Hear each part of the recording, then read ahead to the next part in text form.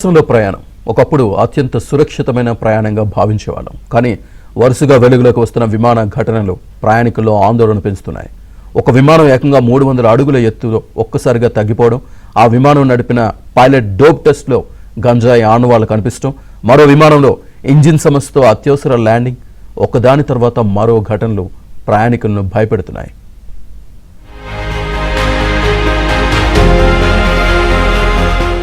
దేశీయంగా విమానాల్లో జరుగుతున్న వరుస సంఘటనలు భయాందోళనకు గురి చేస్తున్నాయి.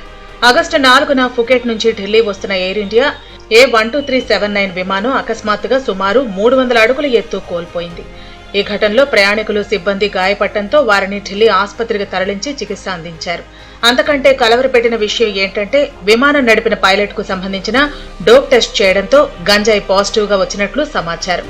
అయితే తాను నిద్రలేమి సమస్యతో బాధపడుతున్నానని, వైద్యుల సలహాతో స్లీపింగ్ టాబ్లెట్లు వాడుతున్నట్లు ఏఏఐబీ విచారణలో పైలట్ చెప్పినట్లు తెలుస్తోంది.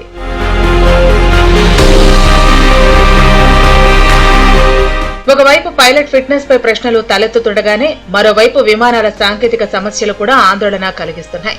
225 మంది ప్రయాణికులతో కోల్కతా నుంచి చెన్నై బయలుదేరిన ఇండిగో విమానంలో ఇంజన్ ఫెయిల్ అయింది. దీంతో పైలట్ పూర్తి ఎమర్జెన్సీ ప్రకటించారు. ల్యాండింగ్ కు ముందు సమస్యను గుర్తించిన పైలట్లు అప్రమత్తంగా వ్యవహరించడంతో విమానం సురక్షితంగా ల్యాండ్ అయింది.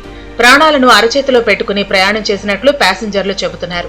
అయితే అత్యవసర పరిస్థితుల్లో శిక్షణ పొందిన పైలట్లు, విమానంలోని భద్రతా వ్యవస్థలు, ఎయిర్పోర్ట్ ఎమర్జెన్సీ ప్రోటోకాల్స్ పనిచేయడంతో ఇలాంటి విమానాలు సురక్షితంగా ల్యాండ్ అవుతున్నాయని పలువురు అభిప్రాయపడుతున్నారు.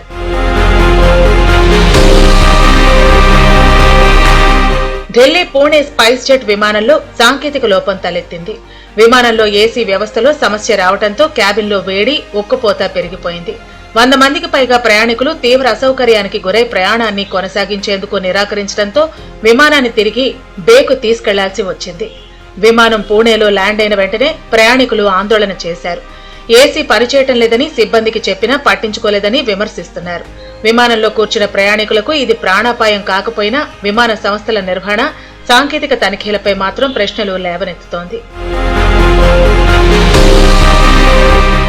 ఒక ఘటనలో పైలట్ ఫిట్నెస్ పై ప్రశ్నలు, మరో ఘటనలో ఇంజన్ వైఫల్యం, ఇంకో ఘటనలో సాంకేతిక సమస్య, మరో చోట క్యాబిన్లో కనీస సౌకర్యాలపైనే ప్రయాణికుల ఆగ్రహం. ఇలా వరుసగా వెలుగులోకి వస్తున్న ఈ ఘటనలు ప్రయాణికుల్లో భయాన్ని పెంచుతున్నాయి. ప్రయాణికుల భద్రత విషయంలో ఇంకా ఏవైనా లోపాలున్నాయా? విమాన సంస్థలు, నియంత్రణ సంస్థలు ఇప్పుడు మరింత కఠినంగా తనిఖీలు చేయాల్సిన అవసరం ఉందని ప్రయాణికులు డిమాండ్ చేస్తున్నారు.